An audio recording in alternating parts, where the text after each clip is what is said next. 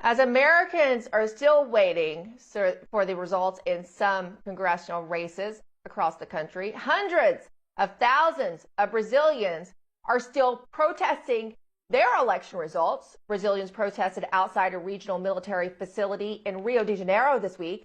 Protesters defied a November 11th Supreme Court order to free up roads and public spaces. Similar protests are taking place in Brasilia, Sao Paulo, Belo Horizonte, and smaller cities too. The protesters claim that former President Luiz Ignacio Lula da Silva, who goes by Lula, stole the election in Brazil. The protesters are backing Brazil's current president, Jair Bolsonaro.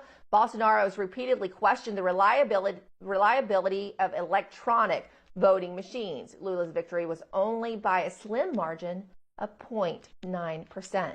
Lula and his political allies strongly influence, or some would say control, the intense media coverage in Brazil. Judges are even sending journalists to jail. Paula Schmidt is a Brazilian journalist who's speaking out against the corruption. She claims the Brazilian Supreme Court, big tech, and others teamed up to rig this election. I can guarantee that I have never witnessed, without exaggeration, so much censorship and fear of injustice.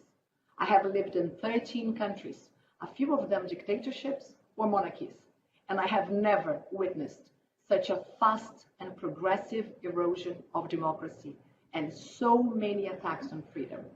This is all happening in my country, Brazil. One Brazilian newspaper even reported that a team of journalists had to be escorted out of the crowd by the military. Let's welcome in journalist Matthew Tiedemann. Matthew, the last time we talked, the military audit had not happened yet, and you had said that there was a high level of confidence for the military in this audit. Catch us up to speed as to what happened with that and where Brazil stands now. Sure. So we spoke right before our midterms, and the military audit had begun after the first round, October 2nd, and they held it until the second round so they could pick up more data, which was on October 30th, which is when we saw. Quai, seu app de vídeos curtos.